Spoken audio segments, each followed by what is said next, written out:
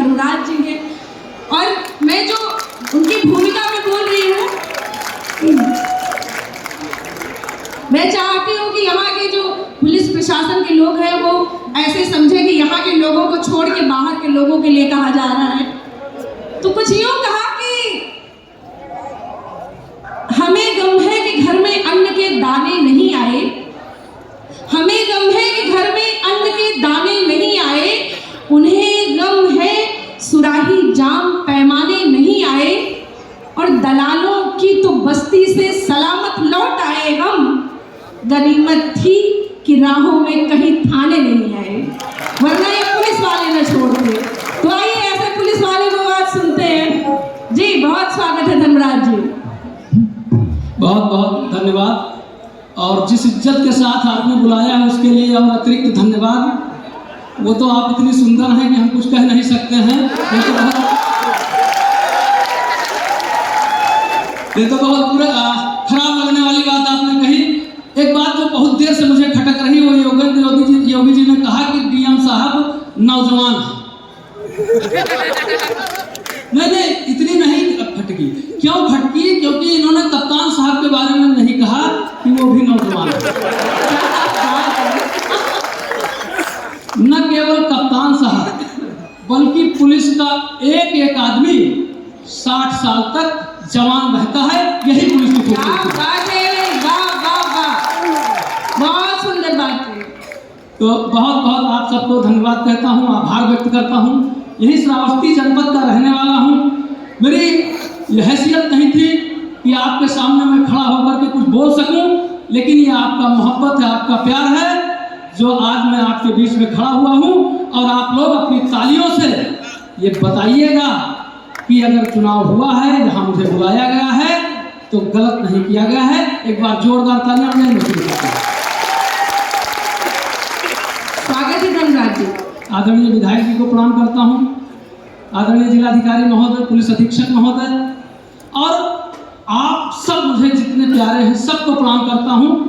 और कहना चाहता हूं मैं कि जो ये भी पुलिस भर्तियां बहुत निकल गई हैं इधर, तमाम कोई सिपाही भर्ती हो गया, कोई दरोगा भर्ती होगा, कोई बन दरोगा भर्ती हो, लड़के भर्ती बहुत हो गए।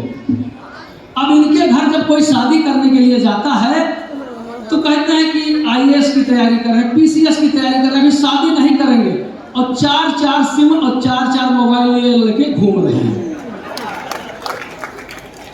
तो कहना चाहता हूं कि दूर से नहीं किया तो पास से हो जाएगी, और आम से नहीं किया तो खास से हो जाएगी।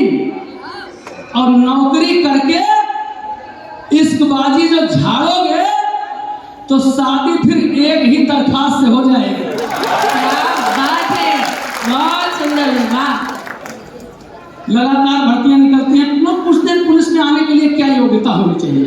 मैं 4 लाइन में बताता हूं, और आप लोगों को लगे कि सही योग्यता मैंने बताई तो समर्थन करिएगा कि 5 फीट 7 इंच पुलिस में आने के लिए 5 फीट 7 इंच ऊंचाई हो आपकी, 5 सेमी सीने को फुलाना आना चाहिए, और भेद बदमाश का जो लेने जाओ ऐसे लो, आंख से भी काजल चुराना आना चाहिए, और फायर बदमाश जो तुम पे करे तो बेटा तुमको भी गोलियां चलाना आना चाहिए, और दूर देश जाके बदमाश जो सरेंडर करे तो तुमको भी कार पलटाना आना चाहिए।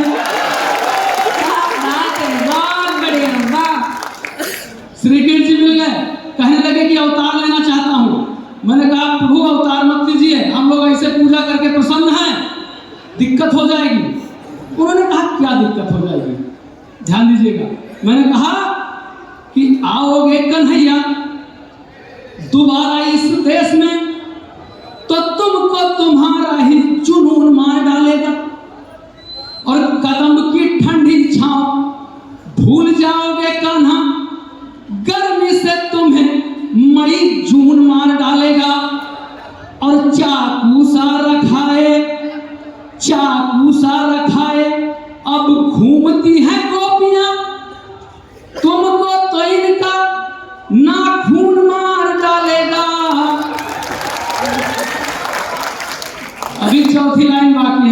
के रखिएगा कि चाकू सारा खाए अब घूमती हैं गोपियां, तुमको तो इनका नाखून मार डालेगा, और गली गली मुरली बजाना न कान्हा अब एंटी रोमियो वाला कानून मार डालेगा। आदरणीय विधायक भी तालियां बजा रहे हैं क्योंकि वो जानते हैं कि हम भी नहीं के वोटर हैं। तो एक गाना बहुत वायरल हुआ कि मेरा बालम थानेदार चलावे जिप्सी, बहुत वायरल हुआ। मैंने उस लड़की को समझाया, हमने कहा कि तेरी चाहत का तलबगार नहीं हो सकता, तेरी चाहत का तलबगार नहीं हो सकता, इश्क में इतना भी खुददार नहीं हो सकता, और तेरा बालम जो चलाता है जिप्सी थाने में ड्राइवर होगा, थानेदार नहीं हो सकता। लगातार कविताएं पढ़ रहा हूं, बावजूद इसके सर मेरा कैरियर नहीं सेट हो पा रहा है। मैं बताता हूं, एक जगह मैं गया, बहुत शानदार कविता मैंने पढ़ी। सामने एक नौजवान बैठा हुआ था, उसने न ताली बजाई न मुस्कुराया। मैंने कहा भाई, मैंने इतनी अच्छी कविता पढ़ी, तुमने ताली भी नहीं बजाई, मुस्कुराए भी नहीं, क्या मेरी कविता अच्छी नहीं है? उसने कहा कि आपकी कविता तो बहुत अच्छी है मगर एक बात। तो हमने कहा एक बात क्या?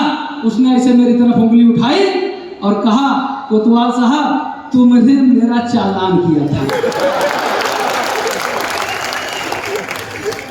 मैंने कहा वो परिस्थितियां रही होंगी, चालान करना पड़ा होगा। आज मैं कवि के रूप में आया हूं, मैंने जितनी बार भी चालान किया उसको भूल जाओ, आज कवि के रूप में मुझे सुन लो। उसने कहा ठीक है सुनाइए।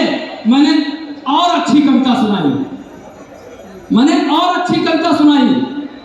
उसने और आंख लाल कर ली। मैंने कहा यार तुमने तो कहा था कि मेरा चालान भूल गए हो तुम। उसने कहा चालान तो मैं भूल गया हूं, लेकिन एक बात फिर भी भुलाए नहीं भूलती है। मैंने कहा क्या? उसने कहा कि तुमने हमारे बाप का भी चालान किया था। ये ज्यादा सही था भाई, वाह, बहुत बढ़िया। सर जहां पढ़ने जाओ वहां ये समस्या आती है। लोग मुझको देख करके सोचते हैं कि कैरियर सेट हो गया है, 20,000, 25,000, 50,000 लिफाफा मिलने लगा। मैं बताता हूँ इन कवियों का साथ करके जो आदरणीय कवि लोग हैं, मेरा कोई भला नहीं हुआ। रात रात भर पढ़वाते हैं, लिफाफा के नाम पे कभी निकलता है कभी निकलता भी नहीं है।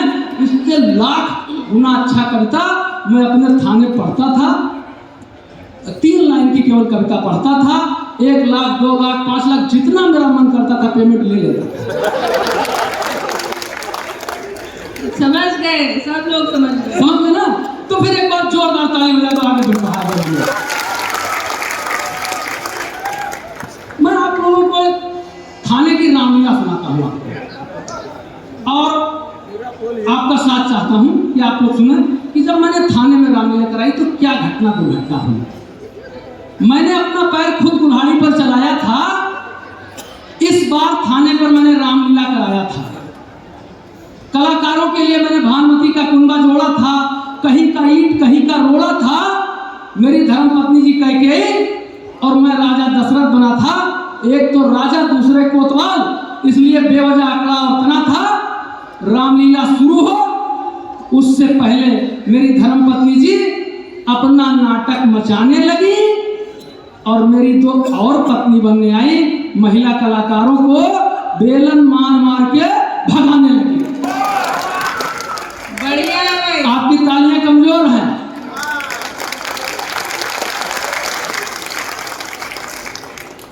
बोली कि ऐसे सपने तुम्हें संजोने नहीं दूंगी, भले ही नाटक है मगर जीते जी किसी और की होने नहीं दूंगी। उन बेचारियों को बचाने को हम भी आ गए और 10-20 बेलन तो हमको बेवजह पड़ गए। बढ़िया है भाई, 10 मैंने अपने सबसे खास सिपाही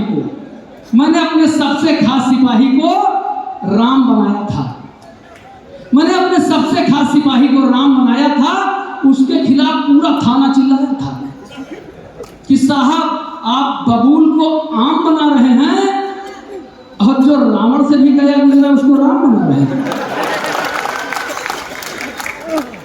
आपको लगता है ये रामलीला को नया मोड़ देगा, आपको लगता है ये रामलीला को नया मोड़ देगा। अरे 100 रुपया नहीं छोड़ता है, अयोध्या की राजगद्दी क्या है छोड़ देगा। रामलीला अलग चलेगी, ये अपना नाटक अलग गाएगा। अगर कोई डीलिंग वाली बात आ गई तो बीच नाटक रोल छोड़ेगा, वहीं से भाग जाएगा। फिर से एक बार फिर से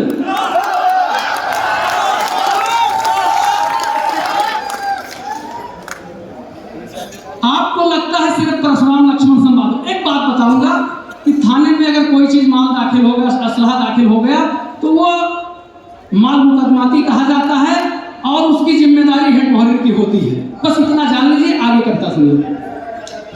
आपको लगता है सिर्फ परशुराम लक्ष्मण संवाद हुआ, मगर असली तमाशा धनुष टूटने के बाद हुआ। धनुष टूटते ही थाने का हेड मुहर्रिर जोर जोर से चिल्लाने लगा, पूरे थाने को अपने सर पे उठाने लगा।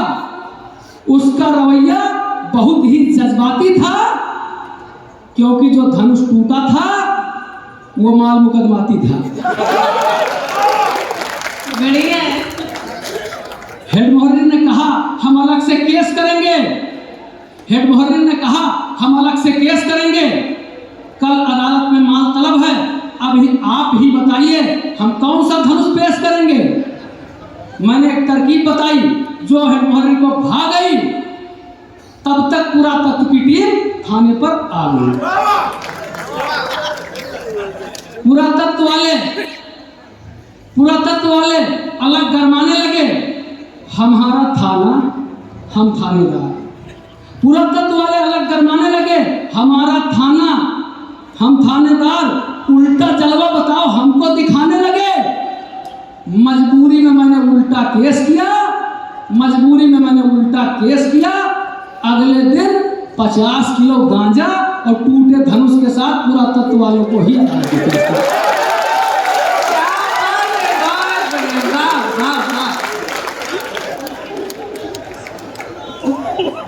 थाने की महिला कांस्टेबल जो बनी थी सीता, उन्होंने राम बने सिपाही का दिल कुछ इस तरह से जीता कि तुम मुझे सोने के हिरन में मत उलझाओ, और दिलवा सकते हो तो इन दशरथ बने कोतवाल से मुझे 7 दिन की छुट्टी दिलवाओ।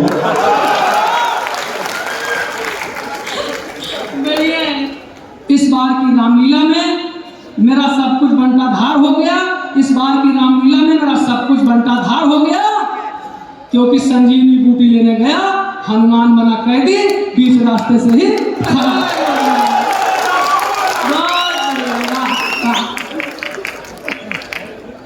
आप सबका बहुत बहुत धन्यवाद। अपना एक अंतिम मुक्तक सुनाता हूं जिसने मुझे बहुत पहचान दी है।